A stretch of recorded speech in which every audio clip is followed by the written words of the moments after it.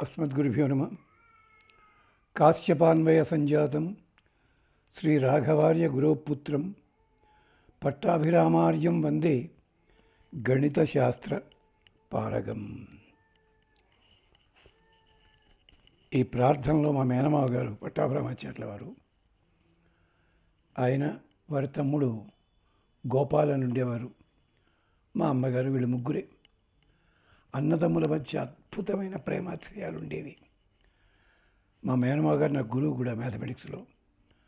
ఆయన మీదతో సరదాగా ఒక మాట అంటే ఆ చమత్కారానికి మా అమ్మగారికి కోపం వచ్చి, అప్పటికి మా మామయ్య గారి వయస్సు 50 సంవత్సరాలు, అమ్మగారి వయసు 56.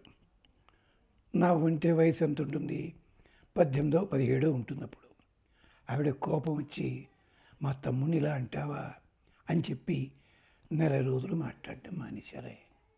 విశేషం, అంతటి ప్రేమ. అలాగే మా అమ్మగారి పేరు చెప్తే చాలు మా మేనమావ గారు పులకించిపోయేవారు. సరే, రెండో మేనమామ చిన్నతనంలోనే వారు కాలం చేయడం జరిగింది.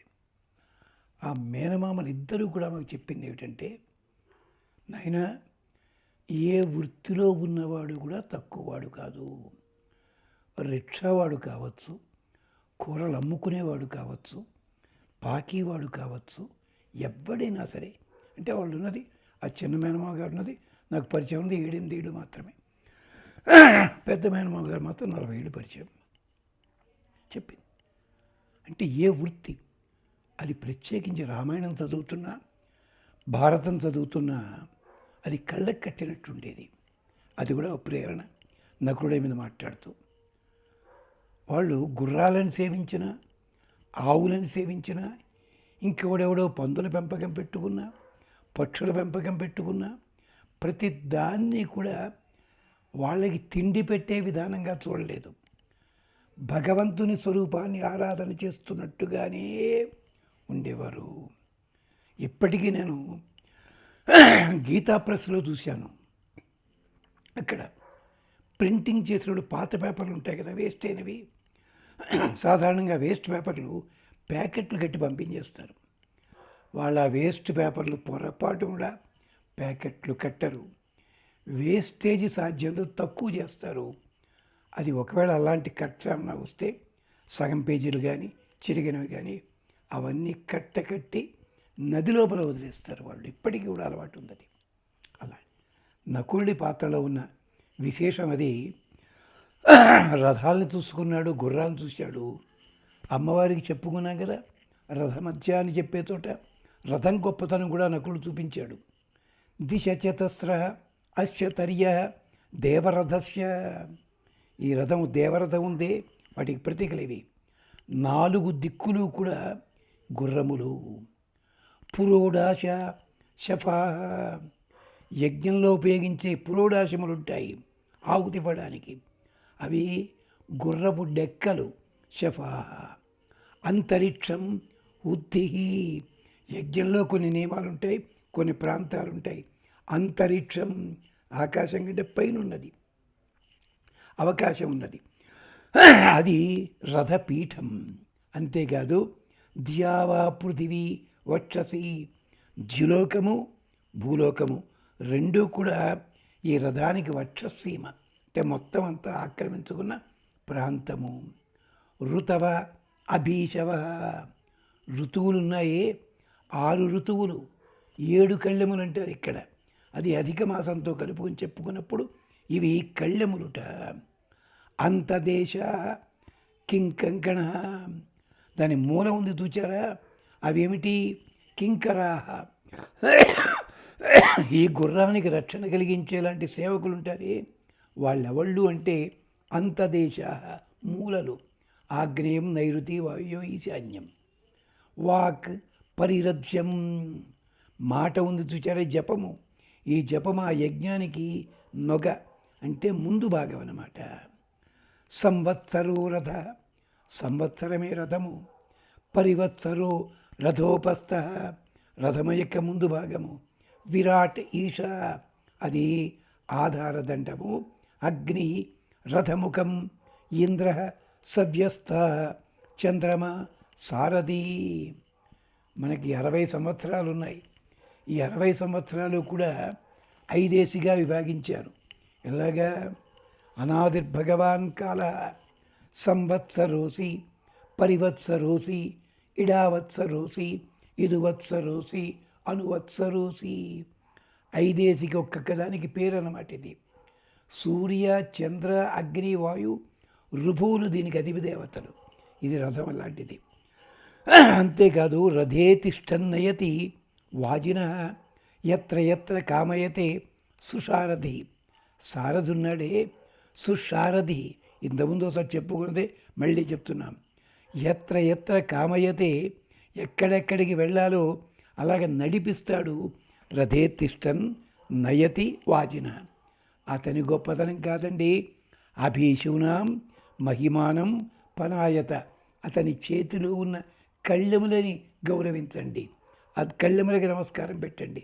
ఆ కళ్ళెములు లాగే విధానము, పట్టుకునే విధానము, కదిల్చే విధానాన్ని బట్టి సారథి మనస్సులో ఏముందో అది గమనిస్తాయి గుర్రాలు, ముందుకు పెడతాయి. మన పశ్చాత్ అనుయచ్చంతి రశ్మయ. అతన్ని మనస్సును అనుసరించి కళ్ళెములు పనిచేస్తాయి, తాళ్ళు పనిచేస్తాయి. ఆ తాళ్ల విధానాన్ని బట్టి గుర్రములు పనిచేస్తాయి. అంటే మనం యజ్ఞం చేసిన, కార్యక్రమం చేసిన ప్రతి ఉపకరణము కూడా మన మనస్సును అనుసరించే నడుస్తాయి. అది గమనించండి. మేము ఒకప్పుడు 45 కిందట కొత్తగా టీవీఎస్ కొనుక్కుంటే డ్రైవింగ్ మా ల్యాబ్ అసిస్టెంట్ నేర్పాడు. అతను చెప్పింది ఒకటే మాట, మాస్టరు స్పీడు కావాలి, గుర్తుపెట్టుకోండి. ఈ యాక్సిలేటర్ ఎలా ఉంటుంది, అది 1 మిల్లీమీటర్ తిప్పారనుకోండి 20 కిలోమీటర్ల వేగం అందుకుంటుంది. అది చూసుకోండి మీరు. బ్రేక్ ఉంది కదా, కాలి దగ్గరన్నది, చేతిది, ఇగో 1/2 మిల్లీమీటర్ జరిపితే ఎంత ఉంటుంది చాలు. ఇక ఇంతవరకు 45 ఎప్పుడు కూడా 3 సార్లు స్కూటర్లు వెహికల్స్ మార్చినా కూడా యాక్సిడెంట్ కలగల. అంటే అది ఎంత అందంగా చెప్పాడు చూడండి సారథ్యాన్ని. అలాగా ఇవన్నీ కూడా ప్రతిదీ మనకి నేర్పుతాయి, గమనించాలి. రథే తిష్టన్నయతి వాజిన ఎత్ర ఎత్ర కామయతే. అలా ఉండాలి. మనం చేసే పనులు కూడా మనస్సుని అనుసరించి ఉండాలి. అంచేత అమ్మా రథాల మధ్య ఉంటావు. నకులుడు కూడా రథాలను ఆరాధన చేస్తూ కృష్ణ పరమాత్మతో ఉన్న అష్టమహిషులని మనస్సులోనే పెట్టు చేస్తున్నాడు ఇవనంతా కూడా. అందుకని మద్భిః మరుతః స్వర్కైః రథేభిర్యాత వృష్టిమద్భిః అశ్వపర్ణైః ఆవరిష్టయాన ఇషా వయో న సప్తత సుమాయాః. ఓ గుర్రములారా, మాకు చక్కగా ఫలితం ఇవ్వాల్సి ఉంటుంది. అంటే ఎలాంటిది అంటే ఇది ఋగ్వేదం చెప్తోంది. మరుత్తులారా, మీరు అమ్మవారితో కలిసి మీ రథాల మీద రండి. ఆ రథాలు వేగము కలిగినవి, చేత గుర్రాలు ఉన్నాయి, స్తుతియోగ్యములు, ఆయుధాలు కలవి, కాంతి కలవి. అంతేకాదు మేఘాల వంటి దాటి కలిగిన అశ్వములు కలిగినవి, మంచి కర్మలు ప్రేరేపిస్తాయి, పక్షుల వంటివి. తద్వారా మాకు ఫలితాలు రావాలి, మంచి వృష్టి కలగాలి, మంచి క్షేమం కలగాలి. అలాగే అమ్మవారి అనుగ్రహం కూడా పూర్తిగా రావాలి. అది అందుకని అడుగుతున్నాం మేమంతా. అయితే మరుత్తులే గుర్రాలని చెప్పడంలో ఉద్దేశం ఏమిటి అంటే, నిర్మితమైన అంతరిక్షంలో ఉండి రువంతి శబ్దం చేస్తాయి. అంతరిక్షంలో తయారయ్యాయి, అక్కడే శబ్దం చేస్తాయి. అంటే మితం ఋతం, మితమైన ఆక్రందన చేస్తాయి. ఋతం అన్నమాట. అంటే మితం అంటే తమ చేత నిర్మించబడిన మేఘాల నుంచే ఉండి ధ్వనిస్తాయి, విద్యుదాత్మతో కలిసి ప్రకాశిస్తాయి, అంతరిక్షంలో తిరుగుతారు, ధ్వనిస్తారు. మన సాంప్రదాయంలో మేఘాలతోటి పోలుస్తారు ఆచార్యులని. ఎలాగైతే సూర్యకిరణాలు రకరకాల చోట్ల నుంచి నీటిని సేకరించి మేఘాల్లా తయారు చేస్తే మేఘాలంతా సంచరించి చల్లదనం ఎక్కడ తగిలితే ఎక్కడ వర్షిస్తుందట. ఆచార్యులు అంతే. కానీ ఆచార్యుడు మేఘం కంటే గొప్ప. ఒకసారి మేఘం వర్షించిన తర్వాత మళ్ళీ వర్షించలేదు, అది మళ్ళీ ప్రారంభించుకోవాలి. కానీ గురువు అన్నవారు ఒకసారి వర్షించిన తర్వాత మళ్ళీ విజ్ఞానం 5 రెట్లు పెరుగుతుంది, అలా వర్షిస్తూనే ఉంటారు. అంతేకాదు మేఘాలన్నీ కూడా ఉప్పు నీటిని తీసుకుని మంచినీటిని వర్షిస్తాయి. ఆచార్యులు కూడా గ్రంథములలో ఉన్న విశేషాలని తీసుకుంటారు. శిష్యుడికి ఏది ఎంతవరకు ఆరోగ్యకరమో అదే బోధిస్తారు. ఇన్ని రకాల సాంప్రదాయాలు ఉంటాయి. ఎవరు చెప్పుకుంటున్నారు? పురాణాల్లో ఉన్నాయి, వేదాల్లో ఉన్నాయి. అలాంటి వాటి కోసమే మనం చెప్తున్న పర్ణశాల కానీ, లేకపోతే రాఘవ పాండవీయం కానీ, రామాయణం కానీ, మరొకటి కానీ ఎందుకనే చెప్పుకుంటున్నాం. దయచేసి వినండి, వినిపించండి. కొత్త విశేషాలుంటే నలుగురికి చెప్పండి. బాగుండకపోతే మాకే అందించండి, మళ్ళీ సవరించుకుంటాం అని చెప్తూ ఇంకొక నిర్వచనం ఉంది. ఏమిటవి? సర్వాః త్రిమధ్యమస్థాన పుమాన్ వాయుశ్చ సర్వగః గణాశ్చ సర్వే మరుత ఇది వృద్ధానుశాసనం. పెద్దలు చెప్పారు, ఇది వృద్ధానుశాసనం. తెలుసున్న వాళ్ళు చెప్పారు. ఏమిటది? ప్రమాణవాక్యం, పురాణ నిర్వచనం ఇది. మారీచాత్ కశ్యపాత్ ఆయన వల్ల పుట్టారు సప్తగణాత్మక 51 51 మంది. సర్వే మరుత ఇది వృద్ధానుశాసనం. అల్లా కూడా మరుత్తులు. అంతేకాదు 3 మధ్యమ స్థానాల్లో తిరుగుతుంటాయి వాళ్ళు. అంటే ఆకాశంలో ఉంటారు, భూమి మీద ఉంటారు, మధ్యలో ఉండే అంతరిక్షంలో ఉంటారు వాళ్ళు. అలాగా సర్వగా ఎక్కడ పడితే అక్కడ అన్నట్టు. వాయుదేవుడి కులం ఏమిటో తెలుసా అండి మీకు? మనకున్నట్టుగానే వాళ్ళకి ఉన్నాయి. వాయుదేవుళ్ళు వైశ్యులు. మరుతో వైవిష, వైశ్య జాతిలో ఉన్నవాళ్ళు ఎక్కడ ఏ రంగంలోకైనా అవలేలగా అడుగు పెట్టేస్తారు. వాళ్ళు ఏం చేయాలి? కృషి, గోరక్షణ, వాణిజ్యమే. ఈ మూడిటితోటే ప్రపంచాన్ని శాసిస్తారు. అంతేకాదు 10 మందికి ఉపయోగించేలాంటిది ఏ వృత్తి ఉన్నా దాన్ని అవలేలగా స్వీకరించగలరు. అందుకనే గోవుల్ని రక్షిస్తారు కనుక గోప్తా, అది కాస్త గుప్తా కింద అయ్యింది. గోవులకి మఠములు కడతారు కనుక గోమఠులు వాళ్ళు, అది కాస్త ఏమైంది? కోమటి కింద మారింది. ధనాన్ని 10 మందికి ఉపయోగించేలా చేసే శ్రేష్ఠులు వాళ్ళు శెట్టి కింద మారింది.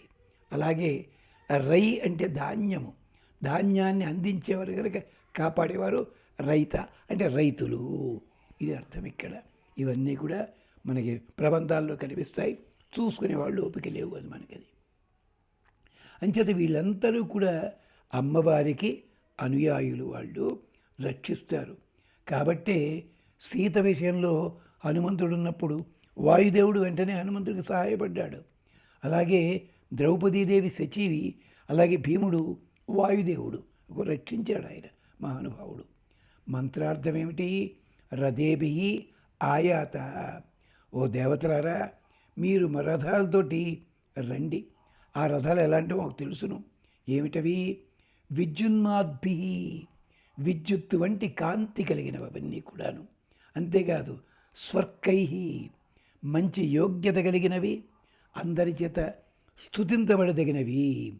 వృష్టిమద్భి, అందరికీ కూడా క్షేమాన్ని కలిగించేవి, శక్తినిచ్చేవి. అశ్వపర్ణై, అశ్వముల వేగము కలిగినవి. అంతేకాదు మేఘబలములు కలిగినవి. ఒక చమత్కారమైన మాట చెప్పుకోవాలి. ఒకప్పుడు ఏషియాడ్ ఉత్సవాలు జరిగే మన దగ్గర. ఆ టైము లోపల కేంద్ర ప్రభుత్వం వారు కొన్ని ప్రత్యేక రకమైనటువంటి బస్సులు తయారు చేశారు. అప్పట్లో వాడిని ఏషియాడ్ బస్సులు అనేవారు. తర్వాత ఎక్స్ప్రెస్ బస్సులు అన్నారు. దాంట్లో ఏమిటి? కూర్చుని ఎక్కువ దూరం ప్రయాణం చేయలేము, మెడబట్టేస్తుంది. మిగిలిన రాష్ట్రాల వాళ్ళు కొనలేదు, కానీ మన కంబైన్డ్ ఆంధ్ర రాష్ట్రం వాళ్ళు మాత్రం సుమారు 500 వెహికల్స్ కొన్నారు. తర్వాత సూపర్ ఎక్స్ప్రెస్లా మార్చుకున్నాను అనుకోండి. తమాషా అది. అలాంటి కానీ వేగం కలిగిన మంచివి, స్ట్రక్చర్ చాలా గొప్పది. సీట్లే ఇలా ఉండేవన్నమాట. అది వృష్టిమద్భి అశ్వపర్ణై, అశ్వముల వంటి వేగము కలిగినవి, మేఘములను ధరించినవి. సుమాయా, సత్కర్మలకి ఆలవాలమవి. ఏం చెయ్యాలి?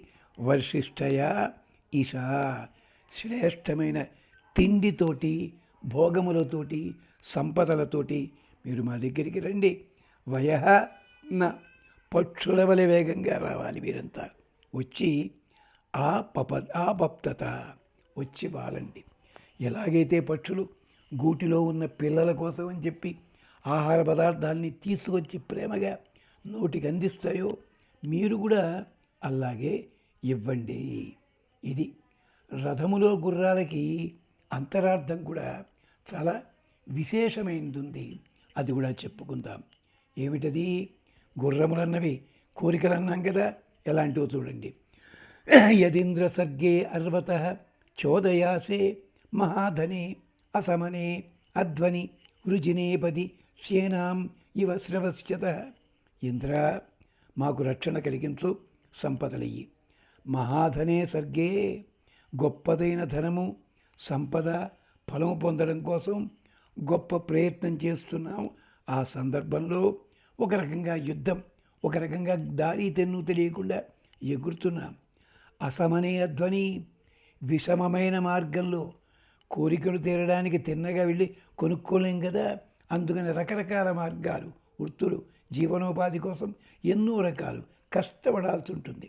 అలాంటి విషమ మార్గంలో అర్వత, మా అశ్వాలున్నాయే, ఏమిటవి? ఇంద్రియాలు. ఇవి యత్ చోదయసే, ఎప్పుడైతే ప్రేరేపణ చేస్తున్నామో అలాంటి అశ్వాలని నీవు సరిగ్గా ప్రేరేపణ చెయ్యి. ఇంద్రుడా అంటే ఓ మనస్సా అని అర్థం అన్నమాట. పోలికి చెప్తున్నాం. ఎలాగా? వృజినేపథి, కుటిలమైన మార్గంలో, శ్రవస్యత, తాము కోరుకున్న ఆహార పదార్థాల కోసం ఎంచేత పుల్ల పొడక ముక్కున కరిచి అలా పుల్ల పొడక కోసం కానీ, ఆహార పదార్థాలకి, మాంసఖండాలకి రకరకాల మార్గాల్లో వెళ్ళే సేనాయివ, లక్ష్య సాధనలో శీఘ్రముగా వెళ్ళగలిగినవి, తీక్ష్ణముగా వెళ్ళగలిగినవి.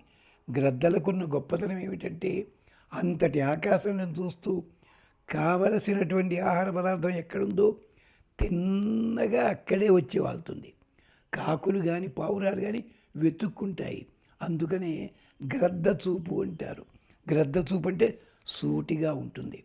ఆ గ్రద్దకు కూడా ఏమిటి? సగం సగం భోజనం పెడతారు. అందుకనే అరకొరగా గ్రద్ద మేత అని అంటారు దాన్ని. అలాగే తినడం, అదేమిటి? వేగంగా వెళ్ళడం కోసం ఇలా ఉంటాయి అవి. అలాగా నువ్వు మా అశ్వాలని ప్రేరేపణ చేయవయ్యా. ఇంద్రియాలని, యుద్ధమేమో జీవితమే, ప్రయత్నము పూజలు కావచ్చు, యజ్ఞాలు కావచ్చు, ఇవన్నీ కూడాను. అశ్వాలు ఇంద్రియాలు. గ్రద్దతో ఎందుకు చెప్పావయ్యా? అగ్నికి గ్రద్దకి సంబంధం ఉంది. మనకి స్యేనచితం స్వర్గకామో యజేత వేదం చెప్తుంది. అగ్నిని ఆరాధించేటప్పుడు గ్రద్ద వంటి రెక్కలతో కలిగినటువంటి గరుత్మంతుడి పద్ధతి లోపల ఆ హోమగుండం నిర్మించాలి. ఎంచేత సువర్ణోసి గరుత్మాన్ అని చెప్పి గాయత్రం చక్షు, నీ గాయత్రి చక్షు శఫా పురోడాసి, ఇదంతా అలాంటిది. దానికి మళ్ళీ అతరణ వేదం ఇజ్రాయెల్లో కూడా ఉంది. అంటే స్యేనచితం స్వర్గకామో యజేత. అది అయ్యవారి పేరెత్తకున్నా కూడా అమ్మవారు కూడా మనతో పాటు కలిసి వస్తుంది ఈ గుర్రాలతోటి అని చెప్పడానికే తరువాతి మంత్రాలు ఉన్నాయి. అందుకనే అస్య పూర్వ రథమధ్య అంటాం. నకులుడు ఆ పద్ధతి లోపల మనకి రక్షణ కలిగిస్తున్నాడు. అది విశేషం. అందుకనే మన దోషాలన్నీ పోతాయి నకుల సహదేవుల్ని తలుచుకున్నట్టయితే. స్వస్తి. మళ్ళీ కలుసుకుందాం.